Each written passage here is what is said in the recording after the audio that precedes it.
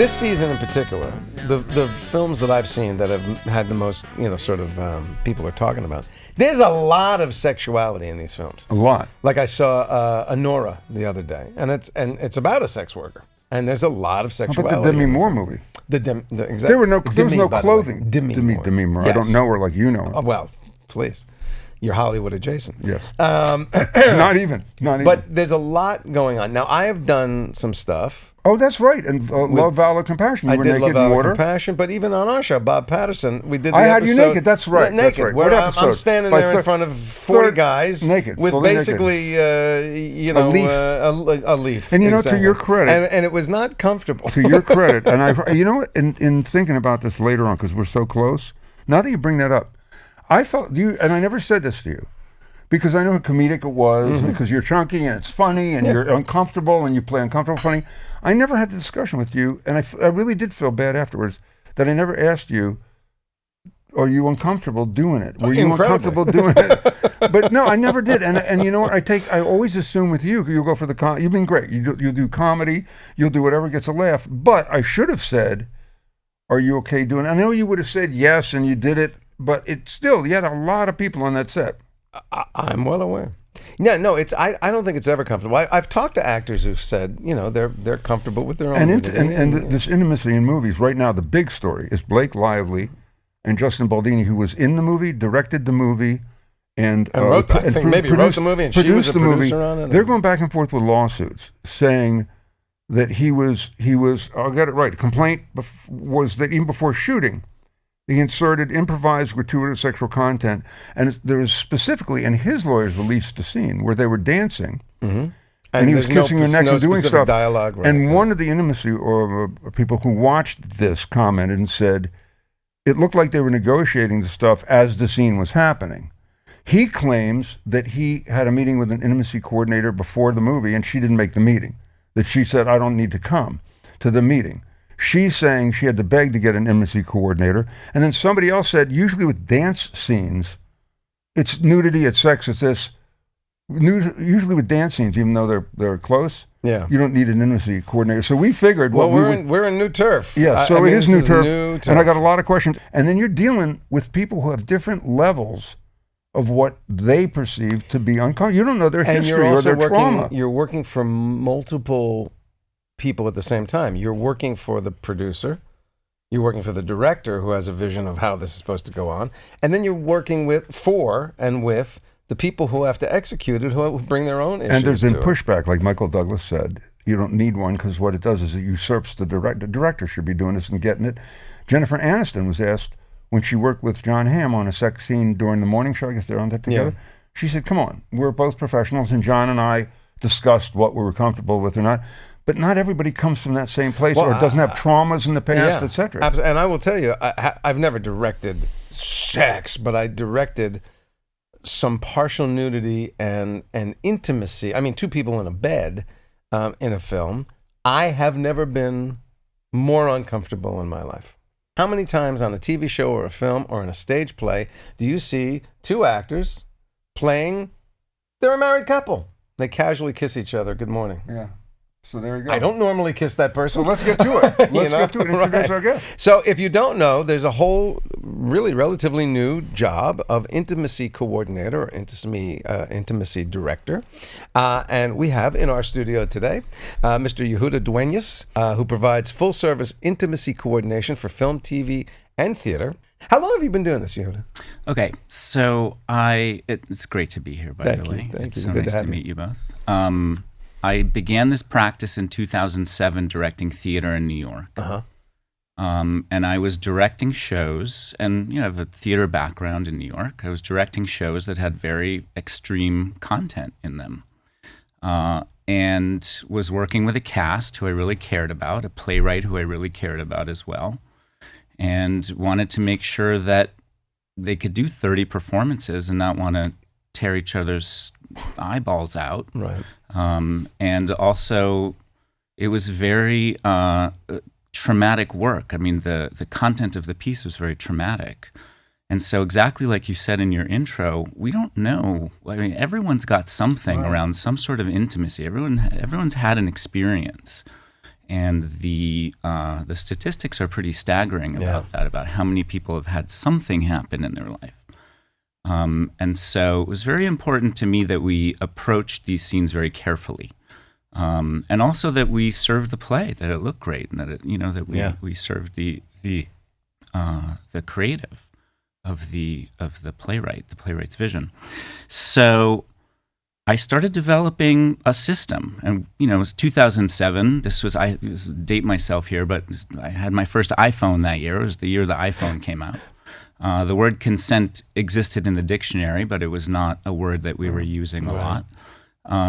And I just started developing practices of how to slowly get the actors to perform these roles, so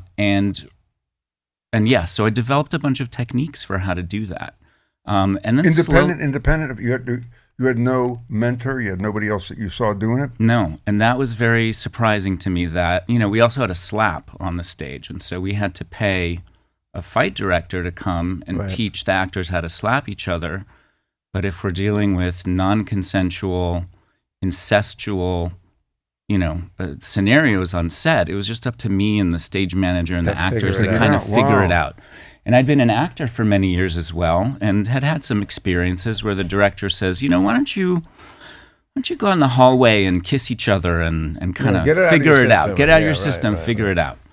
And so, to take that back into the fight director and fight choreography realm, you wouldn't say, Peter, why don't you just give Jason a nice slap on the face and get it over with, Right.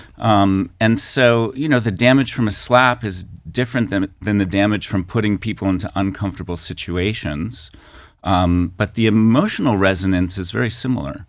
And so that was my first experience. And I was the director too. And so now we really want to separate out. The director and the intimacy coordinator were there to really disrupt the power dynamics that are on sets. So I was both at the time, but really just had no other resources. And for people that, if this all sounds alien to somebody, I think most people have heard at this point, excuse me, of an intimacy coordinator or director. But if you had to define what the parameters of the job are, what sort of technically is it exactly? Well, we are trained professionals. We're artists, and we're there to help facilitate intimate scenes between the creative vision of the production and the performers and the cast and the crew as well, because you really never know. And there's a lot inside of that. But what I was about to say is that you never. Again, you just don't know where everyone's coming from. It could be a crew member watching a traumatic situation. This could bring up something from that. You just don't know what can be sparked. Do you have to audition? Who hires? I'm sure now, because you've done a long time, you have a network of people that use you over. But when you're coming up through the ranks, or if today I started doing this, do you have to audition for the producers? Do they give you scenarios? Here's what's in the script. This is what we're going to be dealing with. Or I have an actress that doesn't want to do it. How much do you know going in, and who hires the director, actor, producer? And the second part of that is if the producer hires you or the director, what if the producer is not necessarily on board? Does that cause friction? There's a lot of needles to thread, and there's a few questions in there. So first, you should be trained in order to do this work. And so I also run a training organization. We're called Cintima, the Cinematic Intimacy Artists, and we're SAG-AFTRA accredited to certify intimacy coordinators. And there's several of us in the United States who are certified. We're accredited by SAG-AFTRA to train intimacy coordinators. So training is really key. And SAG-AFTRA lays out a series of protocols that we should be trained in. Got it. From there, yes, you do a student film, you start meeting people, there's lots of ways that you can come up. But usually a UPM, a producer, an actor might request you. There's actors that I've worked with that we like working together, directors that I've worked with who have said, hey, really want you to come on and work on this project. So same way anyone gets a job in the industry. It's just you get a job in the industry. But do you get pushback? Because I mentioned in the intro, like Michael Douglas said, I want to see if I can get the exact quote. Oh, Michael Douglas, he doesn't like intimacy coordinators because the control of this film and the scene is taken away from the director. Jennifer Aniston said, we're adults, we know how to do this professional. And there's been others who said the same thing. they have a choice, I guess, not to do it or to do it. But do you get pushback if an actor is uncomfortable and wants you there, but the director does? What if somebody is against it, somebody's for it, somebody doesn't understand it? How do you balance that once you're brought in? Yeah, and I've encountered every permutation of that. Everyone's on board; they love it. It's really exciting. It could be a very joyous, fun experience. Actually, you said you were extremely uncomfortable. Yeah, but I made it a fun experience for exactly. everybody. You make, we build a good space, and we build a bubble around the work that we're doing. We close the set. There's a lot of protocols that we follow and techniques that we have for icebreakers and things to do. In the case of Jennifer Aniston and John Hamm, and I know the intimacy coordinator was one of my trainees on that project. They're professionals, and they didn't want one for those particular scenes. But imagine it was a star at a high level and a day player who's coming in for a day. There's a real imbalance there, and if the star at the higher level is saying I'm fine with anything, what position does that put the day player in to say, well, if they're fine with everything, then I'm going to be fine with everything too, because I don't want to be a problem. Right. And so, and Jennifer Aniston and John Hamm, I'm sure they are really comfortable with each other, and that's fine. That there's nothing wrong with that. Like they have every right to that comfort that they have with one another. But we're also there for the crew members. We're also there for the director. What if something goes wrong? There's a lot of things that could happen that we are there to help mediate and to mitigate. So you're a psychologist, a psychiatrist, you got to be everything kind of at the moment, at any given moment. So if I can bring up the premise that we started with, Blake Lively, because this thing has gotten so ugly. I'm cynical, so I go right away to Netflix. This is a Netflix promotional thing, and they got the 8 million more signups.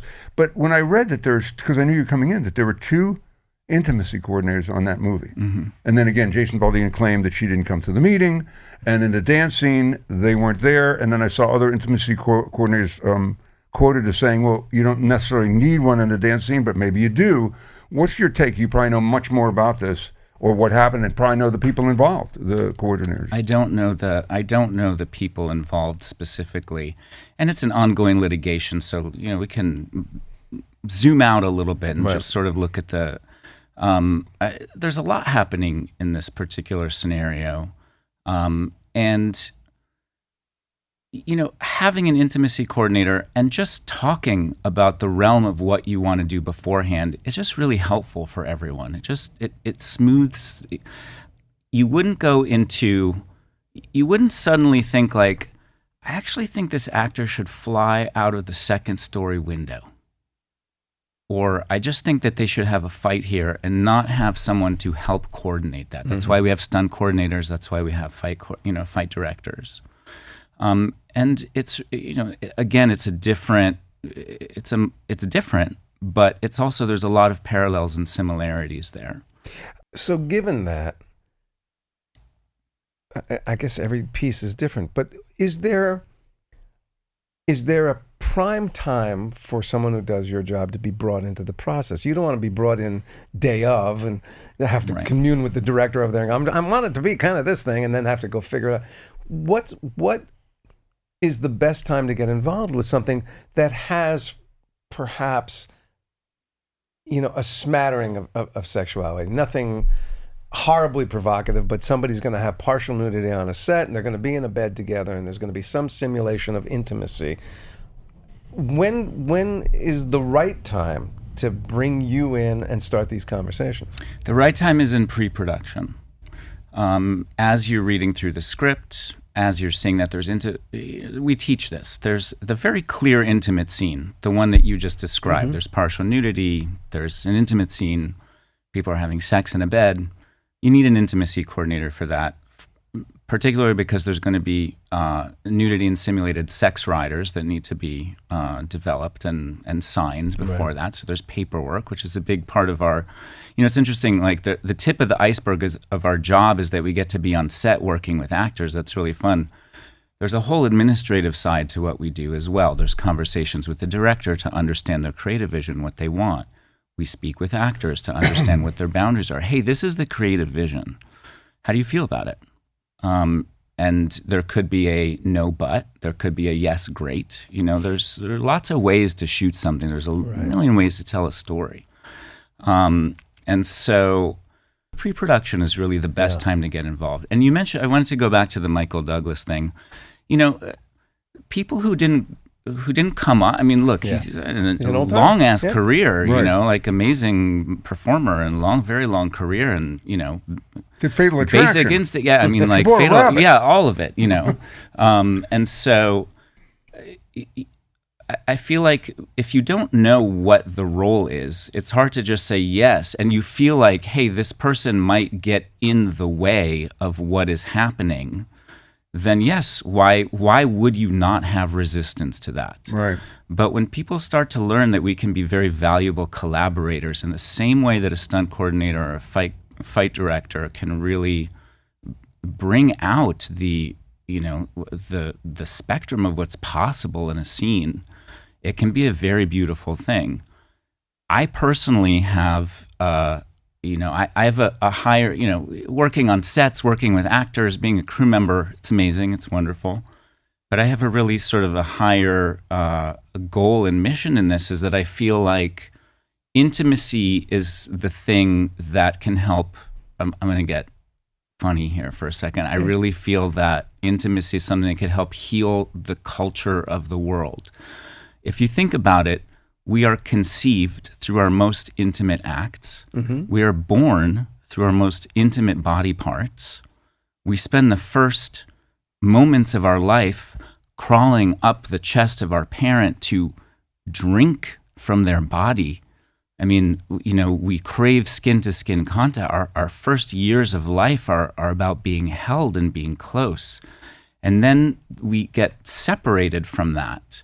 And I feel like we spend our whole lives trying to get back to that sense of closeness. Mm. And if you ask anyone on a set, what is sex to you and what is sex to you or someone else, you're going to come up with really different answers to that. And so when we can start telling stories of intimacy and of sexuality and really represent like the spectrum of what human sexuality is, which is vast, I feel like we can really start to see humanity in a better, different, more elevated light. And I really feel like it's a healing practice. And there's more, by the way, as Jason said, there's much more than I'm seeing. And I started talking to you outside about this. You have to be on the cutting edge of what's acceptable. And I'm curious, because I think if it's a young production, people are doing sex differently, what's acceptable is different. If it's a foreign production, there are different norms culturally about what's accepted. That must change all the time, correct? It does, and we have trainees from all over the world. And so we teach the standards of SAG-AFTRA. There's rules that we have here. And there's new rules, too, to protect, with the new contract, there's new rules to protect performers in a certain way. One example of those rules is an actor's nudity and simulated sex writer has to be in their inbox 48 hours ahead of them shooting the scene. Mm-hmm. So this prevents a director from walking on set and saying, it's not hot enough, let's see some more flesh or something like that. And so, it's our job to really talk with the director and say, how about this? How about that? What else do you want? Like, we are really not there to prevent a creative vision from being enacted. But do you also do, I was wondering, you can do camera angle from here, but I wouldn't do the camera angle from there. You can use that lens, a soft lens, but don't use the hard lens. You can do, it's like an angle is absolutely all the difference angles in the tell world. A story. And, this is where we like to stay in our lane, too. Like, we've got a DP. We've got a director. They are the they are the holders of how to tell the story, how to frame the shot. But I have worked with directors as well who have been like, please, at least choreograph this for me, and then the DP will come in and figure out how to angle it up and how to frame the scene. Right. And does a star get to see what the angle is going to be, what it's going to look like? Do yes. they get a sense of that? Sure. Sometimes you say do a sex scene, okay, we're choreographing, but I don't know what you're shooting. So yes, I don't know what you're absolutely. Seeing. Yeah. So, yeah, and I'll explain to them. They'll say like, just like I just asked in here, like, what frame are we on? Like, we'll talk about what frame it is. What do you say? And this used to, I can't imagine this comment would be made anymore, but it was certainly prevalent when I was in my 30s and 40s, where actor or actress reads a scene, they can clearly see what it is. It says she takes off her clothes, she reveals her thing, they climb into bed, they blah, blah, blah, blah, and it describes a certain kind of intimacy. And you get there on the day, and one of the actors, now clearly you would have gotten to them prior to this, but one of the actors decides on the day, maybe even after they're not as comfortable as they thought they would be. And the producer or the director is suddenly going, for God's sakes, you read this. This is not a surprise. You read it. You saw what it was. You took the job. First of all, does that situation still come up? And if it does, what do you do with that? Yeah, absolutely. I mean, imagine you read it on paper and it sounded great, and then you got to set and someone's giving you the creeps on set, or suddenly you have a bad feeling about this, or suddenly you said yes because of the role, but then when you got to set, you think, maybe I don't want to do this. Right. And so actors, like people, have rights, and an actor has the right to revoke their consent at any time. The production, the creative, has the right to their creative vision. The actor has the right to revoke their consent at any time, even after a rider is signed. After the rider is signed, the production will also then have the right to double the actor if they want. But the double cannot do more than what the actor agreed to do. Oh, that's Really? fascinating. Yeah. That's Wait, really. say it. I got a Say it. bell. Really? I got a bell. That is really So if fascinating. I say did not I'll do know this, that. but I decide I'm not doing this, the person standing in for me can only do this and not this and this. Exactly. Ah, wow. Think about this scenario. You're on set. Someone new, is on set. It's really exciting. They're working with Jason. This is the most exciting scene. This is like, they're high suddenly from there's oxytocin flowing through their veins. They're just You so call it excited to be oxytocin, here. yes, I do. And in the moment, in this heightened state of excitement, they say, you know what? I wasn't comfortable taking off my clothes, but screw it. Now I'm comfortable taking off my clothes. And you're like, great. And you shoot the scene. And then they put their clothes on and they go off into their trailer and like, what the fuck did I just do? What did I do? What did I just do?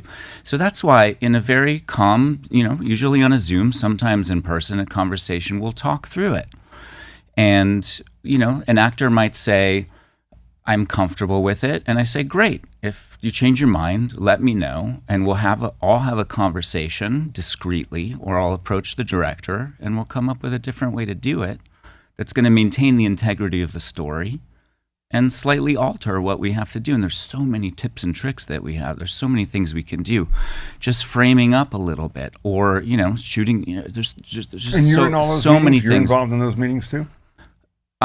Typically, yes, but it really depends on the creative team. Some creative teams are like, we'll handle that stuff. You just let us And know. then they offer. Other creative teams are like, yes, please, we really want to collaborate with you. So I've really had I would a hire- wide spectrum. Have you ever gone to a set where they're doing something and you go, wow, really?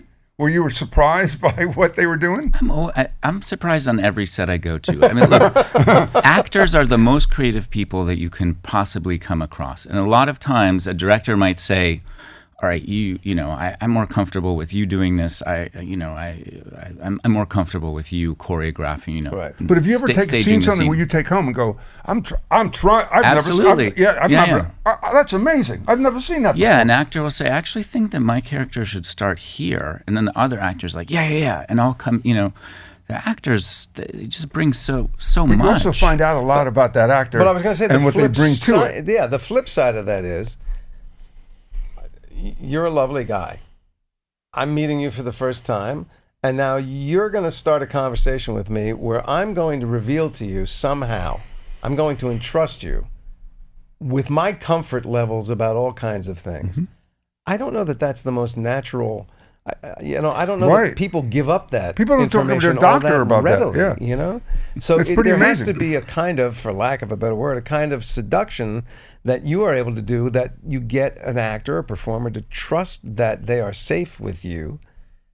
But, I just can't imagine that's always a terribly easy process to establish. It's not. It's not always easy. And some actors are more resistant to it, and that's fine. Yeah. And I'm really, at the end of the day, we're there to make sure that the actors feel safe, seen, heard, and all of the things that they want to do. And the director feels seen and heard in the creative that they want to get. And that we leave set with a good fist bump or a high five and say, hey, great job. That was amazing The today. high five made me uncomfortable. Could you do me a favor? Because you're really interesting, but I want to hear it because I wonder how you engage. So Jason's about to do a nude scene, and he's a little uncomfortable. Talk it, just if you don't mind, because you're not, talk it through. What would you, I just want to hear what that conversation sounds like. So we'd meet on Zoom, and I'd say, hey, Jason, it's great to meet you. And I'd say it's great to meet I'm a you. big fan. Well, thank you. You've brought a lot of joy to the world. Finish your thought. Okay. He's good And already. I'd say, scene 53, we've got Jason steps out of the shower, or your character steps out of the shower. That's another thing. We'll talk about the character, not the person. And that's a nice trick because it's not you that's doing it, it's the character. This is why I wanted to hear it's this. the Okay. character that's doing it. And so your character steps out of the shower, drops your towel.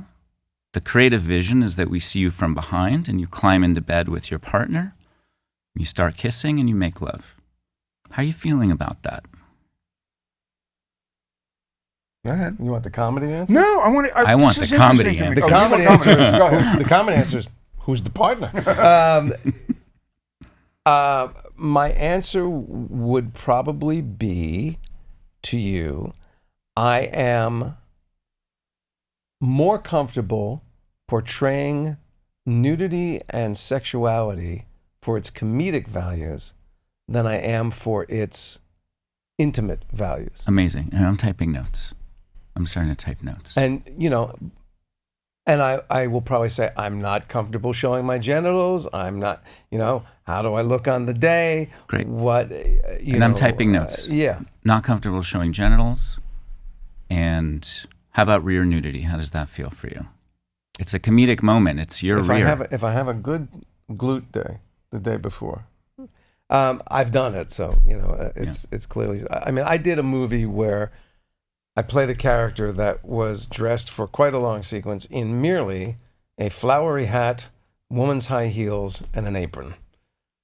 And I was shot from behind an awful lot, and it was, again, one of the pantheon of uncomfortable days that I But you did it. So when you were doing that, how did you feel? Because I know you. You're going What year for was that, this? and you're into it. But how do you That feel? was probably, it was Love, Valor, Compassion, and I'm trying to remember. It was like the early aughts, Yeah. Were there times it was really tough? It's always tough. It's 'Cause you always never tough. Did betrayed someone that. give you You a never robe betrayed- in between takes? Sure. Okay, that's good. Yeah. But you never betray Yeah. that. You always want to please everybody and make it feel okay.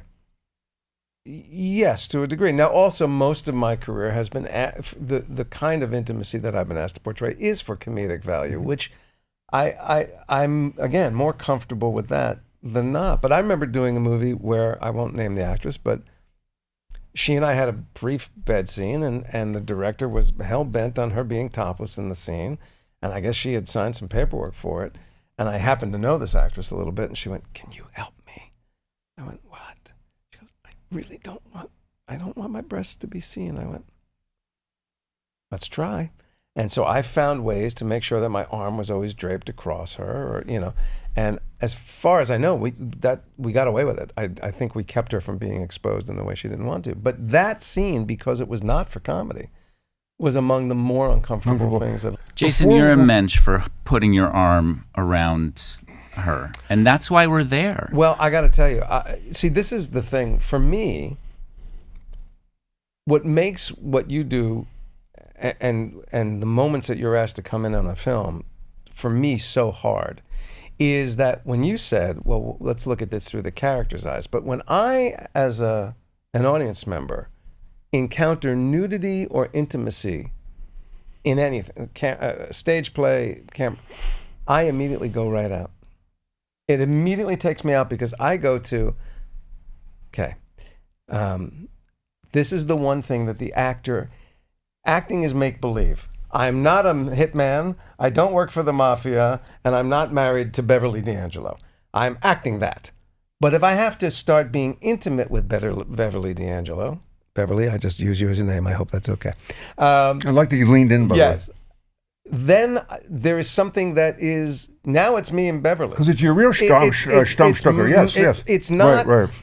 Character goes away in some ways, not completely, It's too because revealing. you're telling a certain kind of story with those people, but that is a level of, like if I shoot a guy in a movie, I didn't really shoot him. But if I put my hand on somebody's breast, I put my hand went on somebody's breast. It's no But it's your longer an character's illusion. hand. It's your you know? character's hand. And so I'm always taken out. Wow. I go right out of it. But there's more. Are we right? There's much more nudity, and I don't know if because international, but there's much more nudity than I've ever seen before on television and streaming. Yes. There's a lot more lately. Yeah. So, But there's also a lot more nuance in the type of intimacy and the type of sexuality that's depicted. Yes. In the last 10 years, we see so much more and so much more, just so many more facets of what I was saying earlier, just the perspective of what human sexuality is. So I'm curious, before we wrap this up, it's 2025, and if you're watching this in 2027, I'm sorry it's dated, but with CGI being what it is, and are they at the point now where they can replace or do some of this? Where body parts, where stuff they don't need Deep fakes. What? Deep fakes. You have actresses That's what I'm saying. all the time suing are you people. getting more and more of that? Where that's going to happen more and more? That's going to happen more and more. However, the base actor who is being represented still needs to agree that that's how they want their image to be represented. But they're not going to have the discomfort of how the sound guy standing there with the boom watching the scene. It's going to be a different process when that happens. I mean, look, there's no denying that AI and all of this stuff is going to really disrupt. It already has started disrupting the industry. But if you're representing a star that's a real person, and that star is going to be depicted in an intimate scene, nude, or in a sex scene with somebody, you still need that person's permission, even if it's not them necessarily performing it, because it is their likeness, it's their image that's doing it. So, Jace, you were worried when you're gone that your kids are going to get assigned the rights away to your face, your voice, now it's your genitals. I'm going to be in porn. Your whole when body. I'm gone, my kids are selling me the They're porn. going to sell everything. Speaking of my kids,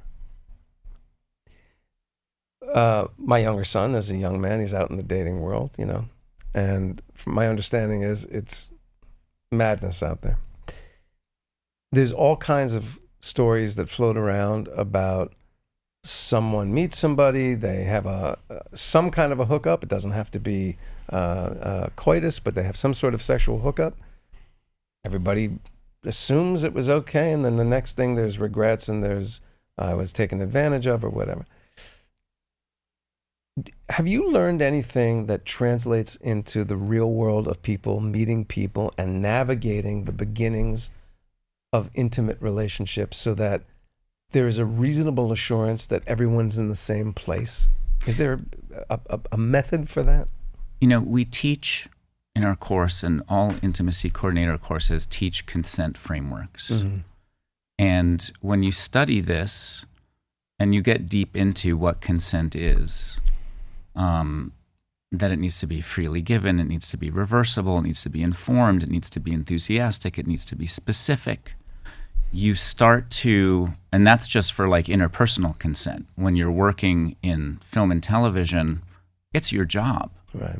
And so you don't have to be enthusiastic about this intimate scene that you're doing, but you have to be informed about it. And you have to know specifically what's going to happen, and you have to be able to participate in the, in the negotiation of what it is that happens.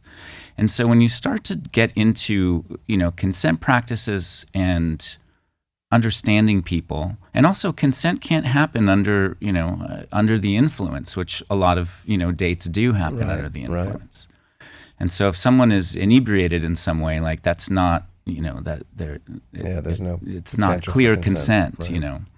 And so, not to sound too lofty, but studying to become an intimacy coordinator is a very life-changing journey. And we've had a lot of trainees who have said, this has actually completely changed my life. It's changed my relationship with my partner, with my husband, with my wife. Because of the awareness? Yeah, the awareness. And also we teach so much about what the spectrum of sexuality is. And someone was like, I realized something about myself that I didn't know before. I'm attracted to this, I'm not attracted to that, where I just thought, I need to be attracted to this thing because that's what culture tells me. Yeah. And so I think that, and that's again why, we are storytelling animals. We all know this. It's a hackneyed thing to say. But, the stories that we tell each other, the media that we see informs who we are. It tells us stories about ourselves. And if we can really get those stories right and get the right, it doesn't have to be a nice story. It could be a hard story too. But if we can get the nuance of those stories and really, get it in a way where the performers feel like they are safe enough to go as far as they can in telling those stories, I feel like it's, for me, it's a cultural win. Yeah. Thank you, Yehuda. Thank you, sir. Pleasure. Thanks for. I'm sorry I missed the very end. It was an honor of my life. The reason I asked Yehuda about the practical advice, I was talking to a coordinator one time, and they said something interesting. They said, in this world of modern dating, and we were talking about how do you know you have consent, and they said you have to get rid of the mindset that you and I grew up with, which was running the bases. Oh, I got the first base, I got the second base, I got the third base, I was on the date, I got the second base. And they said that is where you get people who are caught up in the passion of a moment, and they do more than they're going to be comfortable with the next day. And that coordinator said to me, a really good practice for now is if you're on a date and it's becoming intimate and you're kissing, they said, just savor, enjoy that, savor it. Don't push it to be the next thing. But that's telling a raging hormone kid that's really hard. That's right. But then stepping back from that, and then, a day or two later you have another date. Well, if everybody comes back to the table, you're pretty sure you have consent, But it's this idea but not necessarily. Again, it's the hormone that runs away with you.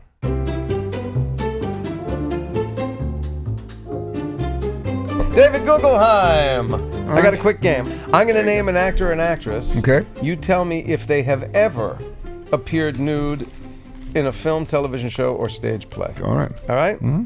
Wait, nude being like full nudity? Like just some degree of exposure and sexuality. All right, go ahead. All right. Samuel L. Jackson. I bet he has. David? No, I don't think so. He has never appeared nude. Daniel Radcliffe. Yeah, oh yeah. Yes. Equus. Yes. Equus on Broadway. Very good, Peter. Yes. Very, very good. Anna Kendrick. No. David? No. No, Anna Kendrick is absolutely will not do it. She saw Equus on Broadway. Chris Pine. Yes. Boy. I'm going to say it was probably I'm going to say no just to say no. It was Chris Pine in Outlaw King, full frontal nudity. Wow. Really? Julia Roberts. No. She had a body double for Pretty Woman. You know that. Yeah, no. You're absolutely right. She has never appeared nude. Kristen Wiig. No. No. Full frontal nudity in Welcome to Me. Jessica Alba. No. No. No, she absolutely does not. Mark Ruffalo. Yes, let's see. Mark Ruffalo's naked now somewhere in a play. In a movie called In the Cut. He looks like a guy who says, "Can I play this nude?" Yeah. Oscar Isaac. Yes. Yes, I think I've seen him. Oscar Isaac in Scenes from a Marriage. There you go. Emma Thompson. Yes. Yes. Emma Thompson. Good luck to you, Leo Grande. And our final one, Megan Fox. Just because you would think yes, I'm going to say no. I'm going to say a no for her because she had the Transformers experience. She has not done nudity on screen or stage. There you go. Very well played, boys. And thank you for the quiz, and thank you for being part of... Really? No. Really?